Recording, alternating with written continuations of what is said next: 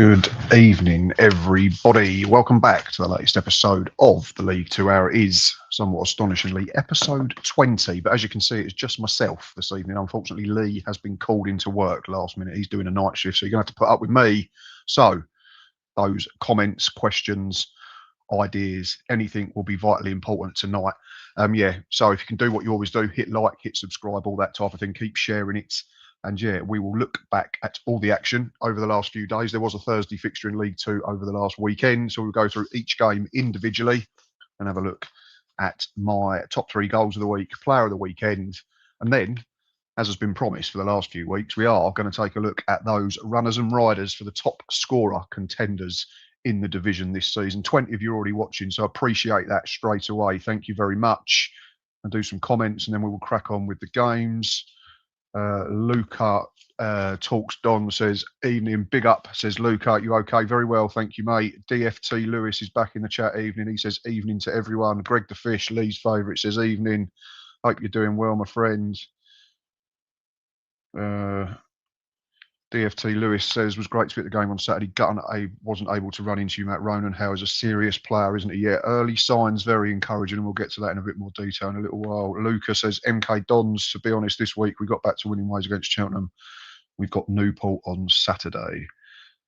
Simon Bradshaw back in the chat. Evening, Simon. Hope you're doing well, mate. We had a good weekend. Good evening to you as well, sir. Troy is in the chat. Evening, Troy says, evening, Matt. Chicken nuggets tonight.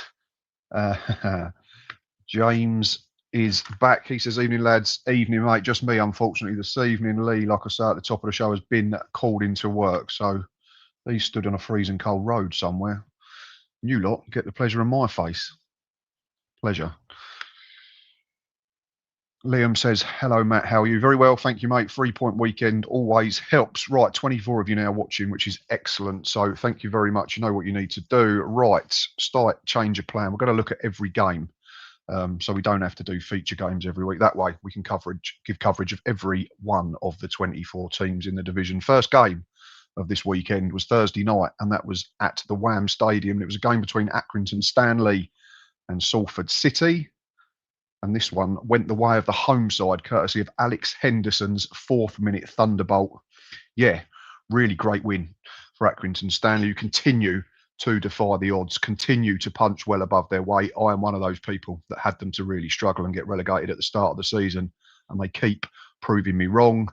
That slice of humble pie keeps getting bigger and bigger by the week. It's 3 wins on the spin for John Doolan's men now. The Ammies have now lost 2 of their last 3 to lose some momentum as we start to approach the final stages of the season. So if there are any Salford or Accrington fans in the chat, let me know whether promotion, the playoffs, is maybe an option for Accrington, and how concerned you are if you are a Salford City supporter. Obviously, anyone else can give their thoughts on the game as well. But yeah, opening game of the weekend, really good win for Accrington. And we might talk about Alex Henderson's goal a little bit later again. First games of the weekend were played at 12:30 on Saturday lunchtime. There were 2 fixtures. The first one was Crawley Town 0, Crewe Alexandra 1. This game was won by Tommy O'Reilly in the 77th minute. Very sharp volley to bring home the points for the Alex. Crawley, bright throughout. Plenty of new signings, haven't they? We've joked about Scott Lindsay bringing back the band over the last few weeks. Plenty of them were in the game, the likes of Orsi and Lalos and all that type of thing. But yeah, they missed loads of chances.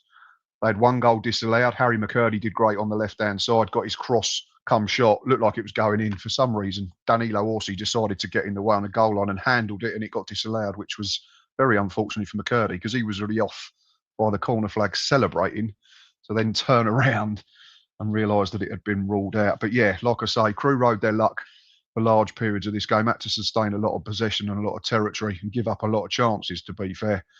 But a lot of them were from outside the box. And then when their big opportunity came, Tommy O'Reilly converted it superbly well. So yeah, clinical Crewe, still in amongst it, aren't they, at the moment? On a decent run. I think it's 2 wins and 2 draws from their last 4.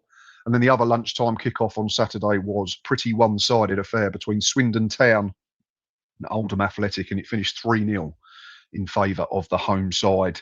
Goals from James Scanlon on his debut after 23 minutes. Fletcher Holman think that's his second in 6 games since joining on loan. He added to the tally on 73, and Aaron Drynan put the icing on top of the cake in injury time. So yeah, a scoreline that didn't really flatter Swindon at all. They were well worth their 3-0 win. Oldham, at the moment, just lost a lot of that defensive solidity. Myself and Lee have spoken in recent weeks about staying in contention and having a good January window, but I think their season's probably just drifting away a little bit now. Yeah, and they've conceded 8 in their last 3 games, which is concerning, considering how good they were in the early stages of the season. Didn't score a lot, but didn't concede hardly any at all. But yeah, Swindon comfortable, aside from a penalty that was saved by Connor Ripley. And yeah, deservedly took the points. Right, let's get back to the comments. Who have we got in the chat? Oh, there's plenty of it. Let me just scroll up a bit.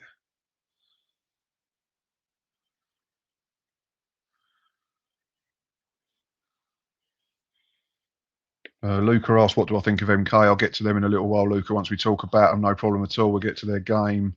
SBR19 GFC says, where is Lee? I already mentioned, mate, unfortunately, he's been called to work last minute, so it's just me this evening. He's having to do night shifts for the next few days, so a bit difficult to get out when you have just started your shift. Simon says, had a good weekend apart from the Oldham result again. Don't know what's happening. 3 losses, 3 goals for, 9 against. Yeah, I just mentioned, I thought it was 8, 9 is concerning because they had the best defensive record in the division for ages, the Latics.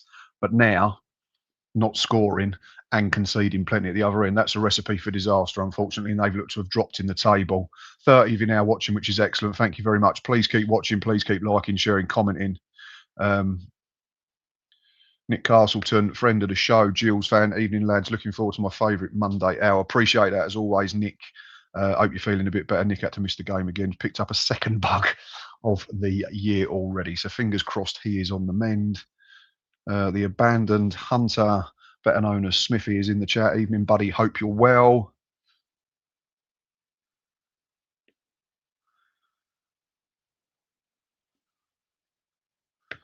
We've got Ian Brokesmith in the chat. He's got Yorkshire pies for dinner and Cardiff on the telly. Is that a live game tonight? Is that one just for, is that League One action? We do like it. There's a lot of people infiltrate down from League One, which we love to see. It shows that there's interest in the show. So really appreciate you watching, Ian. Yeah, that'd be a tough game, that one. Right, next one. James Marlon says, do we have to mention the Oldham game? Very poor once again. Yeah, just not clicking at the moment, is it, James? I noticed Mellon's not available at the moment. I'm assuming he's picked up an injury. Yeah, let us know. You and Simon, very good Oldham perspective of the game. So yeah, if you can give us more detail on that game, that'd be absolutely superb. We'll try and get that up on the screen. Luca thinks Gilles will be around the playoffs. Bromley looking good. Yeah, Bromley looking really good.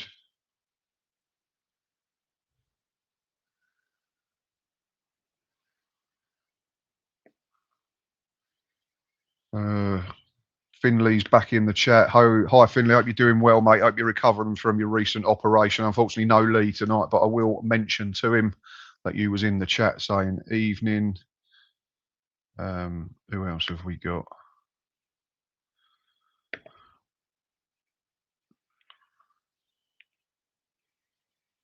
Nick says he's on the mend. That's the main thing. Yeah, horrible time of year to be getting ill. Simon, just to give us more details on the Oldham game, says the issue is the right-hand side. Caprice right wing back and Daniels are so slow. We got exposed so many times on Saturday. Yeah, and they've got threats all over the park, haven't they, Swindon? It's not Drynan, it's Palmer. It's not Palmer, it's someone driving from midfield, Kilkenny. They've got good ball players, haven't they? Technically good players like Oldacre and Nichols when they play. Yeah, just a really good side. Hopefully that'll cheer Ian Holloway up. At least we won't have to hear him whinging for a few days. But no, love Ian Holloway, proper character. Mellon out for the season, says James. Blimey, didn't realise. Yeah, that's a real blow then, because I think you had a chance to, kick on in the second half of the season just a few weeks ago, but it's all gone a little bit flat, unfortunately. Right, let's look at the next few games. First of the 3 p.m. kickoffs was Bristol Rovers at home to Chesterfield, and this was a really entertaining game. At the Mem, there was a double for Shaq Ford, 28 from 58 minutes, which cancelled out Tom Naylor's early opener for the Spireites. And it looked like it was going to be a really good day for Steve Evans' men against the playoff chasing Paul Cook's side. But They're made of sterner stuff at the moment on the road. Naylor scored his second on 61 minutes, and then James Berry scored a quite frankly outrageous winner on 78 minutes. And yeah, that stopped the Gases mini revival in its tracks, and that's now back-to-back away wins for Chesterfield as they sit just on the verge of the playoff spots. Yeah, coming good on the road at the right time. And if they can hold their home form together, you'd think that Chesterfield are going to be there or thereabouts. Got some injured players back as well. I know Markande and I think Dobra might have been out for a while. They both come back into the fold, I think, in recent weeks. Certainly Markande. So, yeah, Chesterfield a team to keep an eye on. And then for Luca, there was another 3-2 game. And again, it went the way of the away side at Whaddon Road. And it was Cheltenham 2, MK Dons 3. Early goals from Curtis Nelson and Callum Patterson put the Dons in control after 37 minutes. But to be fair to Steve Cottrell's men, they got themselves back into the game in injury time through Jake Bickerstaff's injury time strike. Yeah, they had a bit of a go second half. MK Dons had to sit in for a little while. But yeah, they've just got too many good players. I think that's probably the story of this one. Marvin Ekpiteta, ex-Blackpool defender, added to the game's tally on 64 minutes to put Paul Warren's men 3-1 to the good. Despite a late curler from Isaac Hutchinson, it was another win for MK as they move ominously closer to the top of the table. Yeah, 13 points from the last 15 available for them. They really are running into some good form at a crucial time. The squad's absolutely ridiculous. You've got people that would probably walk into most League Two first 11s, can't even get in the 18 on a match day. So they're probably a team to be feared. And yeah, 4 losses on the spin, unfortunately, for the Robins. Had that really good spell, didn't they, after Cotterill took over in the autumn.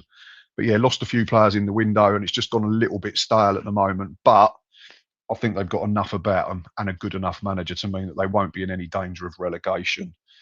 And yeah, and then Colchester United played Shrewsbury Town, who were struggling at the JobServe Community Stadium. And after back-to-back defeats to nil, Colchester got themselves back to winning ways. Strikes from Will Goodwin on 4 minutes and Arthur Reed's absolute howitzer 8 minutes from the break made it a very comfortable afternoon for Danny Cowley's men. They ran out comfortable winners. Yeah, poor defending again from Shrewsbury. That's been a theme for their season. That's why they're down the bottom. It game proved costly. Same as Cheltenham, actually. I didn't mention that. One of their goals was really, really poor. Gave the ball away in a silly area.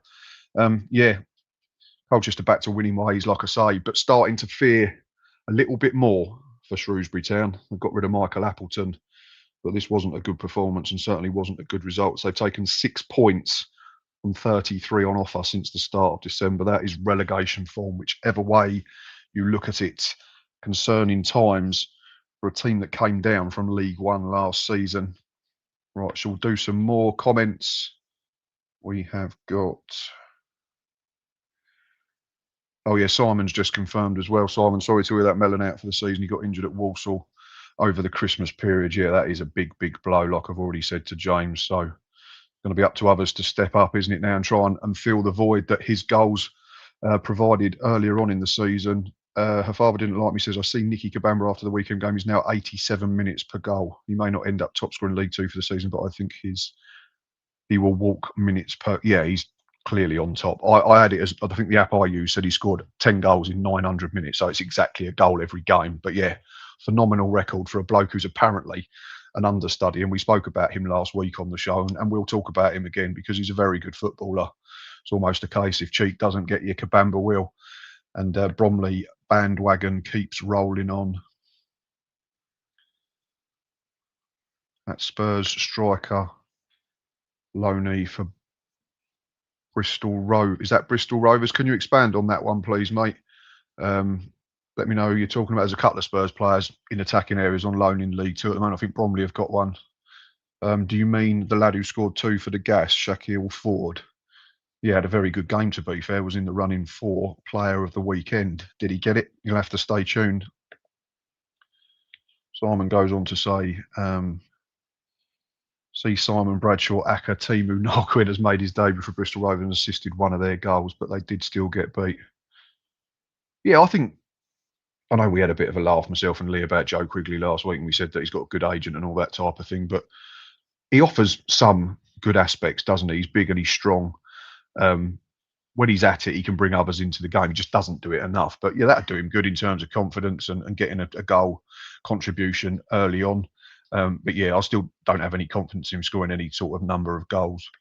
Neil Widdington is in the chat. Evening, Neil. Welcome, buddy. He says Notts flying. Yes, they absolutely are. Beat Gills in the week. That was one of the rearranged games. There was only a couple of games last week. Notts County saw off Gills by a goal. It's a really soft goal from Gills' point of view, but Notts County, good players all over the park. Martin Patterson doing a really good job.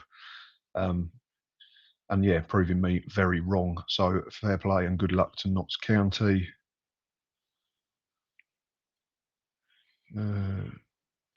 Jonathan is in the chat. Evening, Jonathan. Welcome, mate. With Mendes, Lang, Wilson, and Collar returning in March, reported Aaron Collins needs a goal, and I think he'll be on a run like Patterson. That's an absolutely terrifying thought for the rest of the division. Mendes, Lang, Wilson, and Collar to still come back into the reckoning for the running is absolutely frightening. Yeah, Collins hasn't quite worked out, but I don't think it matters when you've got the likes of Callum Patterson and you've got people like Mendes, Lang chipping in and Alex Gilby from deeper. Jonathan, what's your thoughts? You're in the chat if you're still there. Myself and Lee said last week, I think top 3 has to be the aim. If you don't get top 3 in automatic, then is it classed as a failure? Let me know what you think. Anyone else, let me know. MK Dons, do they have to finish in the top 3?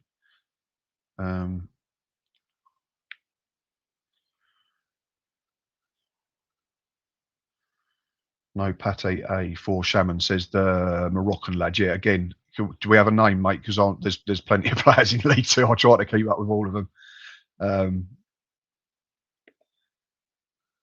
I would give him till the end of the season, Simon. This is his reaction to Simon's question about how long do you give Mickey Mellon in charge. There was a 2-year deal ready to be signed, though. I think you'd be silly to get rid of him. Myself and Lee have said over and over, like, if you stay up this season, and you'll be fairly comfortable. There's plenty of worse teams than Oldham Athletic in League Two. Then you can look and reevaluate and see where you want to go next season, whether you want to be a mid-table side or you want to push on and try and get into the playoffs or something like that. So I don't think there's any need to panic with Mickey Mellon. He's done a great job, number one, getting you up, and you're still well clear of the danger zone in League Two. So for me, nothing needs to be done at the moment. Daz Snowman's in the chat. He says, evening, Matt. So happy we have a Cody in Ronan. Yes, lots of talk about Ronan Howe and his comparisons to Cody McDonald. For those who are fans of the EFL and watched in the 2010s, played for Gills, obviously Coventry, Norwich as well, in the EFL. So if we can get anywhere near that goal return from Ronan Howe, we'll be absolutely fine. Simon's not so sure on Mickey Mellon. James, we need a manager with a fresh angle, no hoofball tactics. So a lot of teams play, Simon. It's not pretty, but it can be effective if you can get the right players into that system and that type of style. DFT Lewis says Dons absolutely have to finish top 3. If they don't win the league, that is still underachieving with that. I don't think winning the league has to be the only way they don't fail. I think they've got to go up. That would have been the aim. Whether it's first, second, or third, I think they have to do that. Playoffs, I'd say, was a failure. Got to reel in a very good Bromley team first and foremost, though, who are absolutely flying. Smithy, the abandoned hunter, says, yes, MK Dons have to finish in top 3 with their budget. Yep, so it seems that's... cheers, mate. Thank you. The name of the lad is Camrich. Not one I've seen at the moment, unfortunately, mate, but appreciate you putting his name in the chat. Jonathan says, fully agree, Matt. Anything less than third is a failure. Feel that the home games versus Bromley and Barnet, plus away fixtures at Cambridge, Walsall, Salford and Swindon will be critical. Yeah, big games there, aren't they? Bromley could, depending on where you play it, that could be an absolute title decider eventually, but obviously there's still a long way to go at the moment, 17, 18 games to go. But yeah, some real tasty ones there. Then we'll find out how good MK Dons are. Smithy says that Oldham can have Matt Sadler. Yeah, what's your thoughts, mate? Obviously, I've said plenty of times, Matt Sadler's always a manager at Walsall who seems to be 1 or 2 games away from an absolute crisis, and it turned at the weekend. We'll get to your game in a little while, but yeah, atmosphere inside the Bescott Stadium was not good throughout the game. And our game in hand in Kent, obviously, says Jonathan. Yes, come to the Gills, I think, start of March. Having seen that game postponed back in January due to MK's run in the FA Cup. Still 30 plus watching, which is really, really good. This was the name I mentioned to Lee last week, I think, Simon. Pete Wild, yeah, obviously got an affinity to Oldham, I believe. That would be a really good appointment. But again, I still think you need to give Mellon the season. I don't think you're in any danger, like I say, to see where he takes you. And then there might be other managers available in the summer as well, mightn't there? So it then gives you more options, a bigger pool to choose from, so to speak, if that's the route you want to go down. Right, we'll do some more games. Where do we get to? Fleetwood Town 1, table topping Bromley 2. But they had to do it the hard way in this one, the Ravens, and come from behind at Highbury. It was Mark Helm's strike on 64 minutes that put the Cod Army in front. Well, Nicky Kabamba came off the bench, as he does, to equalise on 68 minutes. Just when you thought the winning run was coming to an end, Jude Arthurs popped up in the 91st minute to win it for Andy Woodman's men to keep that 6-point gap, I think it is, at the top, 5 or 6. We'll have a look later in more detail, but they keep rolling on. Yeah, as we've already mentioned, there was one comment as well, so thank you for that, about Nicky Kabamba's goals to minutes ratio. Absolutely ridiculous. Double figures now from just 900 minutes playing time is absolutely astonishing, regardless of level, regardless of division. Cod Army have won 4 points from 24 available since beating Gillingham on the 20th December. They are struggling. That is why they sacked Pete Wild, although I didn't agree with that decision at all. And yeah, lots of work to do. Sold their best players, didn't really replace them with anything substantial in the window. On a bit of a slippery slope are Fleetwood Town at the moment. Next game was my team, Gillingham against Tranmere Rovers. And we made it 3 wins in 5 with a 2-1 victory courtesy of Ronan Hale's double coming on his full home debut. Goals on 25 and 65 minutes. The first, a really smart swiveled volley when the ball dropped to him in the box. And then an equally impressive header from a corner just past the hour put us in control. And then we went a little bit defensive. Looked like we sat on what we had a little bit too much, dropped too deep. Tranmere scored a decent goal on 78 minutes by the impressive Charlie Whittaker. Really good finish into the bottom corner. But yeah, Rovers had plenty of ball in the final stages of the game, but Glenn Morris, I don't think, had a serious save to make. So I think we definitely deserved the points based on the volume of chances we had and the quality of chances we had. Like I said, 3 wins in 5 for the Gills now. They start to pick up a little bit, but do need to become a lot more consistent if they want to get anywhere near those playoff places. Rovers have lost 6 on the spin. Their only win in 2026 was against Harrogate, who up until this weekend hadn't won since September. So that's the story of Tranmere at the moment. Lots of unrest. If anyone watched my match preview with the Tranmere fan Alfie, middle of last week, lots of unrest towards the owner, Mark Palios. Manager Andy Crosby working with his hands tied behind his back, they think. But what do we think? Is Andy Crosby under pressure? Regardless of situation and circumstance, after not winning for 6 games a single point, surely you become a little bit under the cosh at least. Right, let's do some more comments.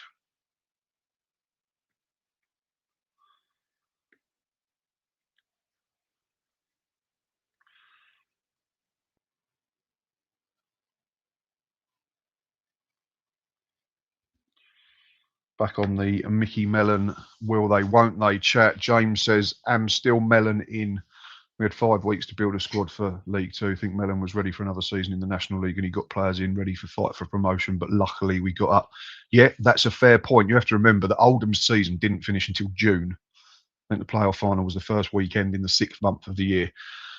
Probably had to be back in for pre-season 3.5, 4 weeks after that, and chuck in a celebration as well, and a transfer recruitment policy that had to change last minute potentially. So I think Mellon's done a really good job based on a lot of different circumstances. Whether he's the man to take you forward into League One or whatever your aims are, I think he deserves a bit more time. This is probably your first really, really poor run in terms of, not scoring, conceding too many at the other end. James says he thinks Pete Wild would be a no-no, never been promoted as a manager. Records there to be broken though, James, I suppose, but understand your point. Fleetwood will win on Saturday, maybe. Look who they play. I've not looked, but I'm assuming they might be playing Oldham Athletic. Father didn't like me says it's seen a few bookmakers offering 4-1 on Barnet getting promoted. Yeah, they're right in the mix, aren't they? One at the weekend puts them 10th. Same games as Walsall in 7th and just 3 points adrift. So they're right in the mix, Dean Brennan's men, having a very good campaign. Would you take the 4-1? DFT Lewis says, was a very nervy last few minutes for Gills, but we thought we played well. Beckles was outstanding. Yeah, I've been impressed with Beckles both games, even in the defeat at Notts County. The goal was nothing to do with him, and I thought he sort of coached Travis Ackermere through the game superbly well, and he did that Saturday, and I like that partnership. I'm not saying they're our best two centre-backs individually. I think Sam Gale is a very good centre-back, Connor Masterson when fit, but I like the fact that they're two big, imposing central defenders that will go and win everything, go and head everything, and you've got Omar Beckles, 34, loads of experience, loads of games. And at the other end of the spectrum, you've got Travis Ackermere making his way in the game on loan from Watford. But yeah, both of them not afraid to do the physical side of the game. And they had to do that the weekend up against Joe Ironside. They had to do it last weekend to a degree against Matty Dennis. Maybe not so much if it had been maybe an Alassana Jatta. It may have been a more physical game. But yeah, the partnership showing very early signs, albeit it is only 2 games. Greg the Fish is back in the comments and says, oh, I think Gills' hopes of getting the playoffs are a bit far-fetched, as much as I wish it would happen. Bit too late for that now. Yeah, I was actually having a look at this today, mate, and we've probably got to earn 22 more points. I think the average over the last 5 seasons for 7th in League 2 is 73 points. But the last 2 seasons, 70 has been enough to get in there. So you're depending on which way you look at it. It's not impossible, but I'd say at the moment it's still improbable. 17 games to go, probably got to win 8, draw 6, only lose 3 to get to 73 points. Are we consistent enough to do that? I'd say probably not at the moment, but this team comes alive in the spring. We know that from when Gareth Ainsworth took over last season, and we took 15 points from 9 games. But yeah, I still think it's a bit of a tall order. I still think come the end of February, we'll have a much better idea. We've still got a few games to play, haven't we? So 1st of March can probably answer that question a bit more definitively. SBR says Beckles has made a big impact in the Gills defence. Yeah, I think so. I thought we deserved a clean sheet at the weekend. I was desperate for that. Unfortunately, you can't legislate for teams scoring good goals. So it's one of them things. But yeah, I think we've looked really good with him in the side. And like I say, that experience and that know-how can only hope help the team moving forward. And to be honest, 34 is, it's not like he's done, is he, after this season? 34 is no age to be playing at professional level these days. Right, a couple more comments, then we'll get back to the games. The Abandoned Hunter says, for me, Mellon needs to be judged on next season. He has consolidated this after promotion. See how they fare up next season before. Yeah, I think that's absolutely the right decision. Like we've already mentioned, the factors behind getting promoted probably wasn't expected. Playoffs finishing really late going into June, the game at Wembley.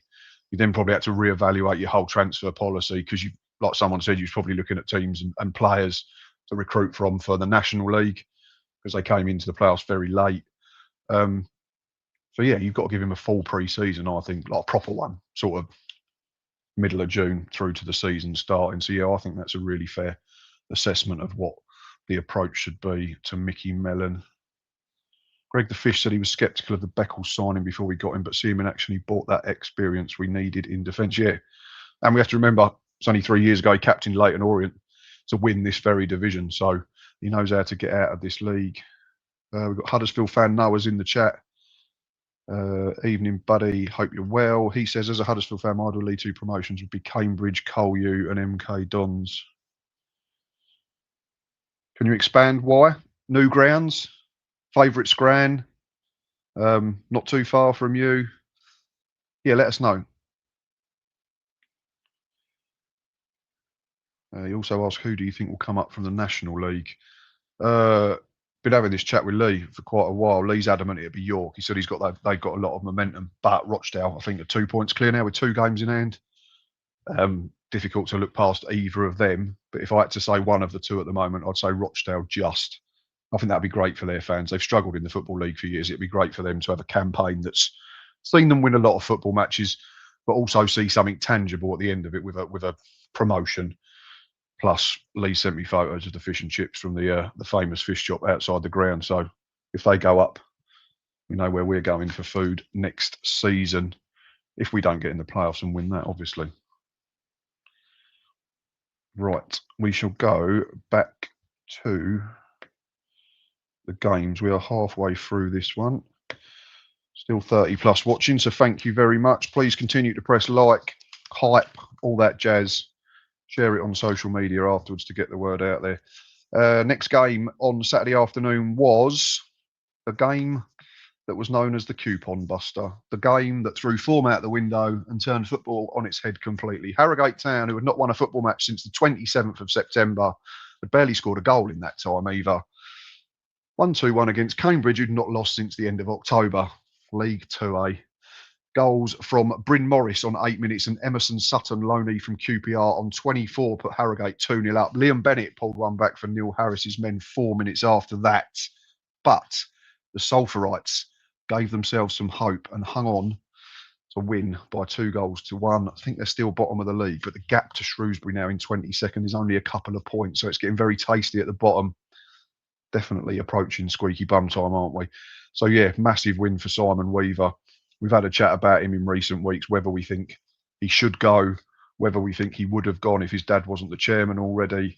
But yeah, huge win. Like we've said, form table went out the window there, both at polar opposite ends, but it was Harrogate who came out on top. There was a game between Newport County and Grimsby Town that finished 0-0. Tale of 2 penalty saves from Jackson Smith and then Jordan Wright. Draw not too good for either side. But it keeps Grimsby's unbeaten run going. It's another clean sheet for them. Newport probably stops the rot after losing 2 games heavily after picking up that impressive win against Chesterfield a couple of weeks ago. Yeah, 2 more games to go, so we'll do some more comments. Smithy thinks Gills will be the team to come late burst for the playoffs this season. Does happen, doesn't it? We've seen it. We saw Doncaster a couple of years ago go from sort of 18th in February to the playoffs. I remember Barnsley doing it years ago, coming from sort of 2nd, 3rd bottom to get promoted. Hope you're right, mate. Hope you're right. Not seen enough yet to be convinced. If we can pick up maybe 3 wins from the last 4 games in February, I might start changing my mind a little bit. Pob wants to know, is Andy Crosby the next manager to go? Got to be high on the list, isn't he? There's not managers teams down there that have not rolled the dice this season. Newport have rolled the dice, Shrewsbury have rolled the dice, Barrow have rolled the dice, Bristol Rovers, Cheltenham have rolled the dice. There's not many that haven't changed things to try and get that new manager bounce, so has to be under pressure. Yeah, like I said earlier, if there's any Tranmere fans, let us know your thoughts. If not, anyone's welcome to comment, as always. Father didn't like me, says Ronan Howe seems to have a useful knack of not straying offside, as his first goal showed. Very mobile looking too. Yeah, really impressed. I think there was a Tranmere fan I saw on TikTok was complaining about corrupt refereeing, saying it was offside, but there was 3 players playing him on, so never mind. From a Tranmere point of view, but yeah, really good volley as well. Awareness in the box. I think I looked online. He had 18 touches, Ronan Howe, but 2 of them have scored goals. So comes alive when it's most important. And yeah, he's probably had 6 really good chances in 3 appearances. I think he had a header and an effort with his right foot well saved against Bromley, albeit the game was done. Probably should have scored against Notts County. He had 2 really good chances, didn't he? Particularly the second one. And yeah, took his goals really well at the weekend. So back to the comment about Gills maybe being the team to go on a run and get in the playoffs. Do we think someone like Ronan Howe could be a player that makes the difference? He's one behind the rest of our strikers already. He's only played 3 times. He's got 2. All our others have got 3, and they've been there all season. So could Ronan Howe be the difference maker in Gillingham's season? We shall wait and see. Oh, Noah says live in Norwich, so close enough away days. Yeah, fair enough, mate. I feel that because everything's miles for Gills, apart from probably 3 or 4 away days in the entire calendar.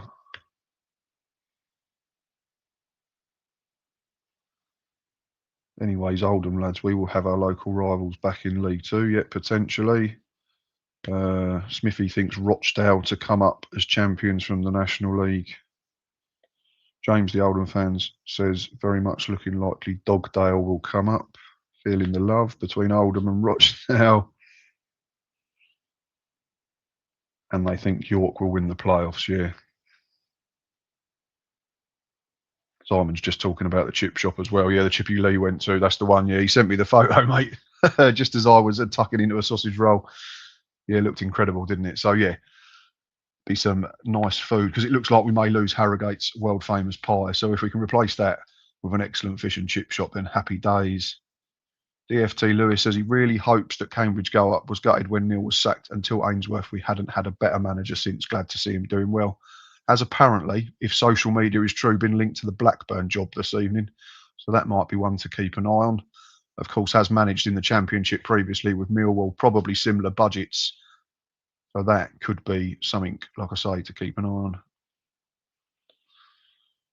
Simon says Rochdale have had 3 wins against teams around them in the table recently, and they play Forest Green at home on Wednesday. Another massive game, yeah, because I've still got 2 games in hand, I think, over plenty. So if they can take 4 points from them games in hand, they could be 6, 7 points clear, and then it'd be really tough to reel them in.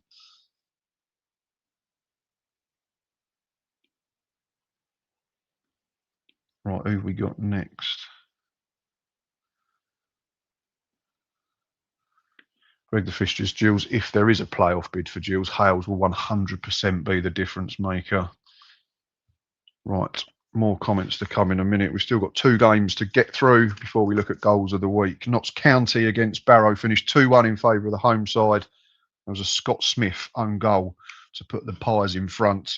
But Charlie McCann smashed home an outrageous equaliser on half hour to get the away side back on level terms. But it was the home team who won it on 58 minutes when Matthew Dennis turned in his 10th or 12th goal of the season. So yeah, 6 on the spin for Martin Patterson's men now. They are going through the gears at the right time. Moved into the automatic promotion places last week and stayed there with their win on Saturday. While the Bluebirds are very much at the other end of the form table. They've lost 5 in a row and only won 1 of their last 14 in League Two. They have changed manager. Has it worked? I'm not really sure. Is Andy Wing a worse manager than Paul Gallagher has replaced him? I'm not really sure. Sometimes you have to roll the dice, don't you? Yeah, there's just a few teams that I fear for a little bit if Newport and or Harrogate could put a little run together. I think the likes of Barrow and Shrewsbury, Crawley, even Bristol Rovers still could be banging trouble. And the final game of the weekend was played out at the Bescot Stadium, and it was not the best atmosphere if you was a Saddlers fan. It finished Walsall 1, Barnet 3. Goals from Adam Senior and Idris Carnu, either side of the half-time whistle, were met with lots of booing from the home fans who are clearly unhappy with their current form, clearly unhappy with their manager, Matt Sadler. Despite Daniel Carnu pulling one back on 64 minutes, they was only 2-1 down for 4 minutes before Kabongo Shimanga scored his 4th goal in 5 games for the Bees to put the game to bed. Yeah, already mentioned audible boos after each goal. Not a nice atmosphere to be involved in if you were of a Walsall persuasion in that one.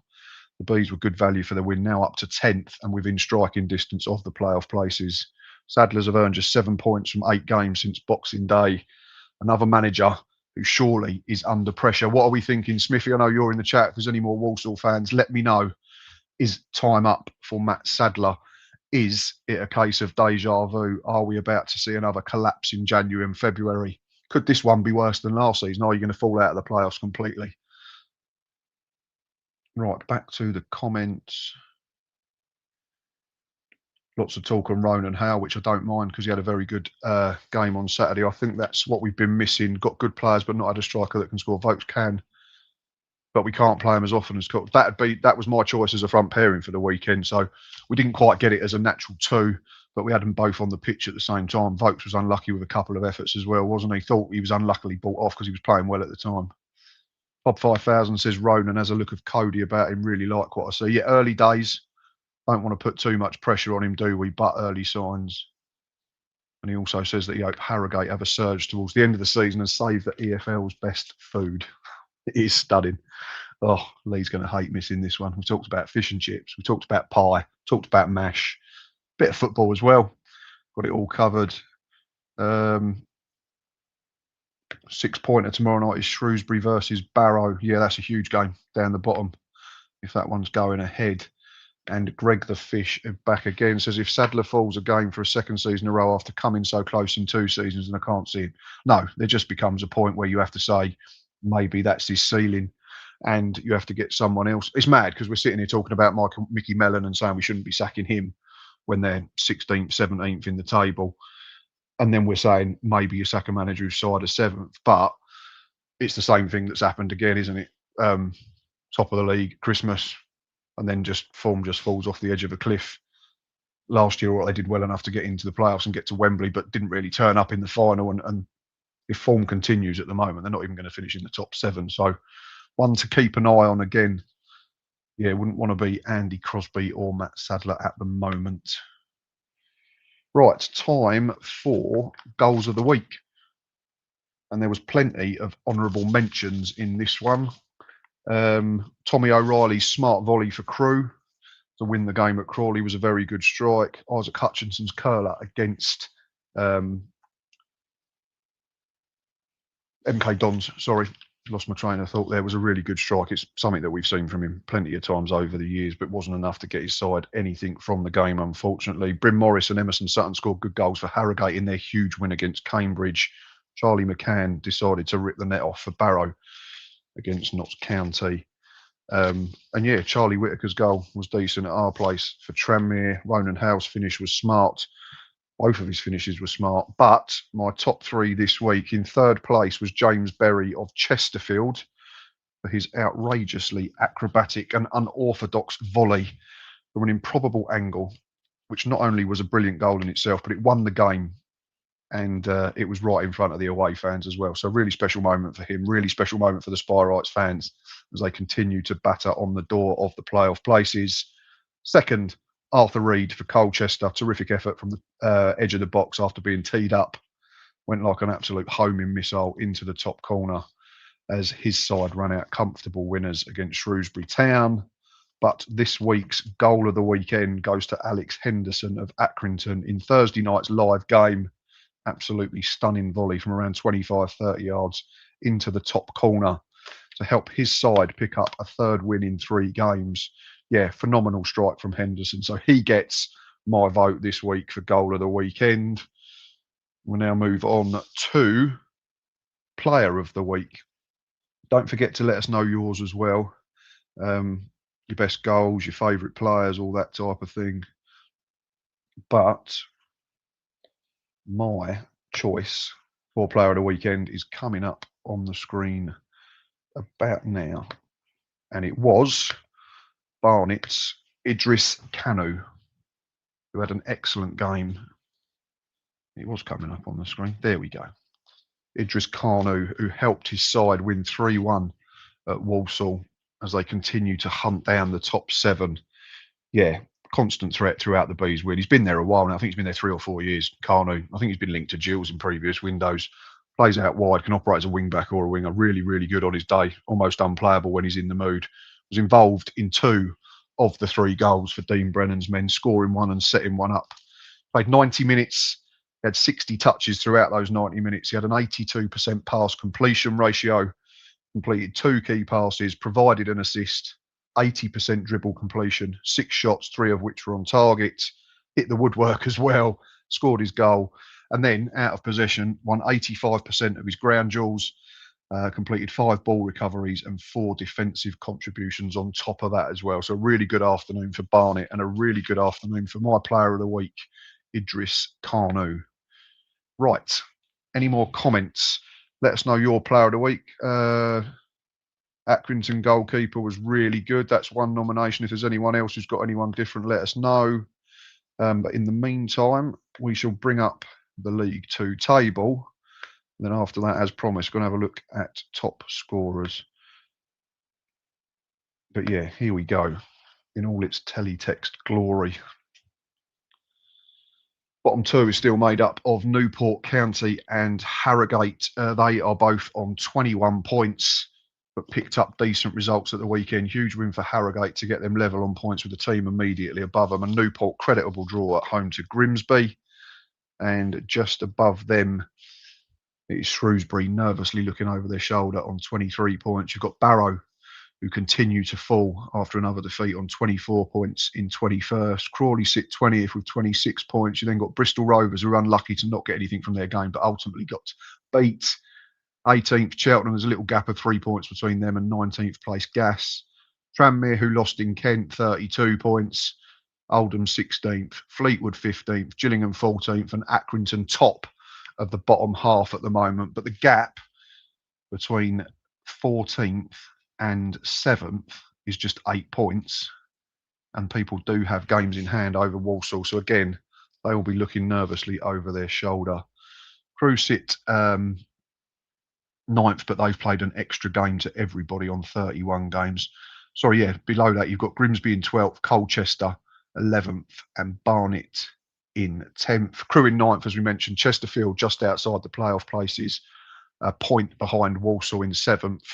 They are joined in that little group of 4 by Salford City, who drop out the top 2 or 3. Cambridge, who drop as well, and MK Dons.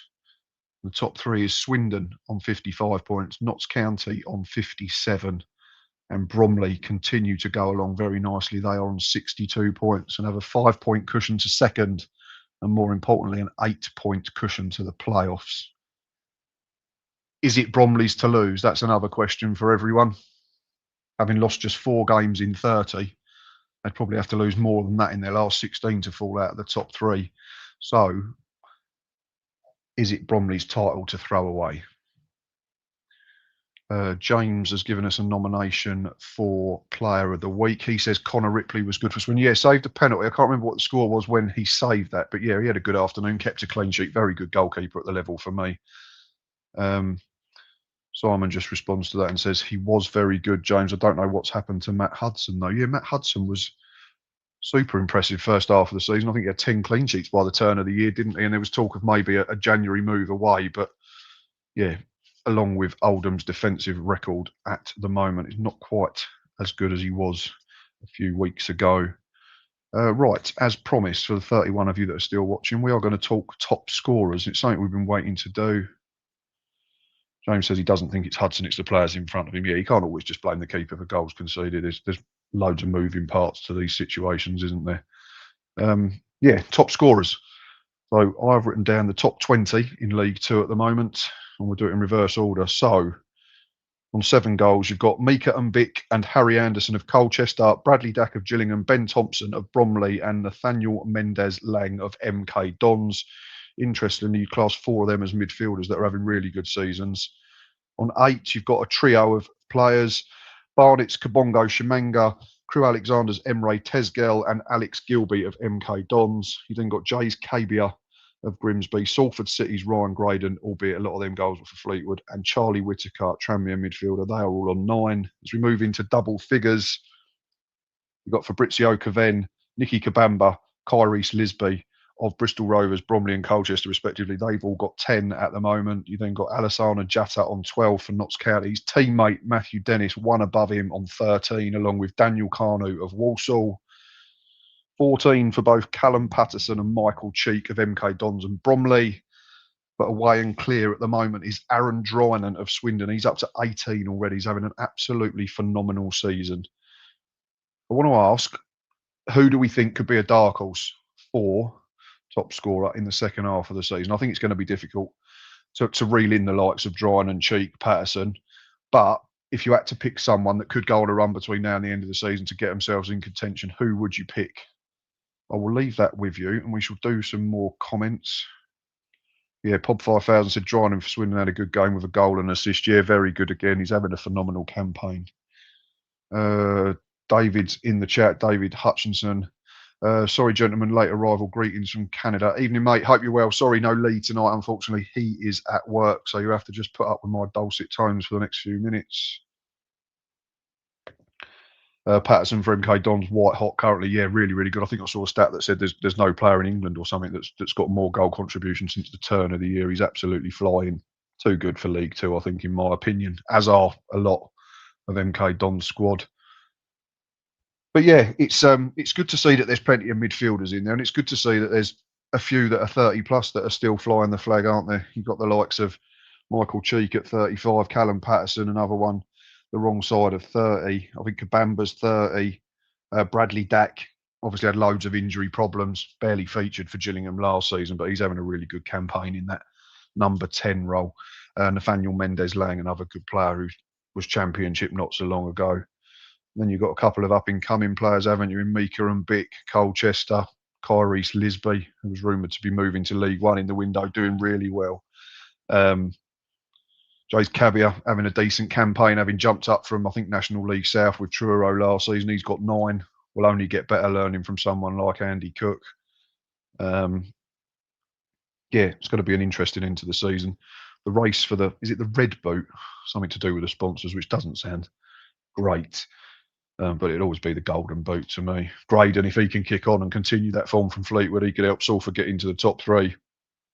Dan Carnu, can he help Walsall find their form again? Because he's had a good individual season. But yeah, you've got to look at the names in here and the clubs they play for, and you can see it's no coincidence that MK Dons are right up there. I've got 3 players in the top 20 in Patterson, Gilby and Mendes Lang. And Mendes Lang's not played for a while. Bromley have got 3 in the top 20. Thompson on 7. Kabamba 10. Cheek 14. Drynan's the interesting one because there's no other Swindon player in the top 20. But they've got the likes of Ollie Palmer, and like I said earlier, they've got threats from wide, they've got threats from centre midfield. Got Will Wright, centre back, who's great with set pieces and corners and penalties. So they tend to spread it around. But would anyone be concerned for Swindon if Drynan's goals dried up between now and the end of the campaign? Because they are in the automatic spaces at the moment. James says that Kavanagh for Oldham is going to go on a great run and score in every match from now on. I will have half a pint of what you're drinking, my friend. And Simon says, yeah, if he gets service. Yep.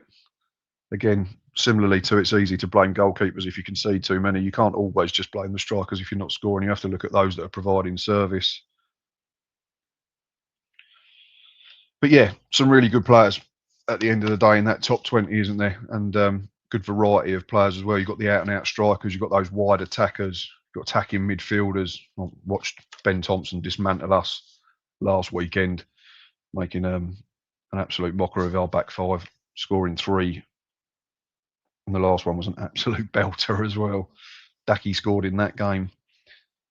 Shabanga, like I say, is an interesting one. Wasn't sure about that move, but it's clear that the way Barnet plays suited to him, and he's got 4 in 5, so he's having a great campaign. Came from a poor Crawley side as well, so you'd back him to get to at least double figures now. I think we've mentioned everyone, haven't we? Yeah, just some really, really good names in there. Obviously, Ronan Hale might get himself into the top 20 if we can provide him some sort of service, and you never know, it could be a new signing for any club that scores 6, 7 or 8 between now and the end of the season, can move you up to where you want to be ultimately, whether that's getting you away from the bottom 2 or getting you away from mid-table into the top half, or dare I say it, getting you into the playoff places. It's there's still lots of football to be played. I'm sure there'll be lots of twists and turns between now and game 46, but it will soon come around. Be in March in a couple of weeks. Then you get to Easter, and before you know it, you're down to half a dozen games. But yeah, appreciate everyone's comments tonight, everybody watching. I know it's tough when it's just me. Get used to me and Lee bouncing off each other, and I get that. So appreciate everyone trying to comment as much, putting in questions, putting in ideas and that type of thing. We've still got over 30 of you watching, so thank you to every one of you. Pod 5000 says Quigley will come good for Rovers. I'm not sure what that emoji is. Is that a sarcastic face? Is that a thing? Can you do a sarcastic emoji? I'm not sure. If he does, good luck to him. Absolutely good luck to him. And good luck to Bristol Rovers. But I still can't believe that Bristol Rovers paid £150,000 for him personally. Right. Going to call full time on this one a little bit early tonight. We've got through absolutely everything, as I say, every single week. Thank you for watching. Thanks for listening. Thanks for commenting, sharing. Like I say, if you can go and share it on social media, whether that's Facebook, X, Instagram, wherever, me and Lee do really appreciate it, because the more people we get to see it, the more people we get to watch, and then it makes the shows more interactive. Simon's just commented and said it was still entertaining tonight, mate. Thank you, mate. Appreciate it. Yeah, I had to fly solo. But I always say, you know, work and life is more important than these hobbies that we do. But yeah, wanted to get content out still. James says, really enjoyed the show tonight, Matt. Thank you, James. Appreciate that. Pop says, cheers, Matt. No worries at all. Really enjoyed it. It's great to see that we've got a regular pool of viewers now. So yeah, if we can keep increasing that, like I was saying, then the shows get bigger, they get better. We keep tweaking it. Right, full time from me, like I say. Unfortunately, no Lee, like we've already mentioned a few times, but I am Matt. This has been the League 2 Hour. Thank you, as always, for watching. We will see you next Monday.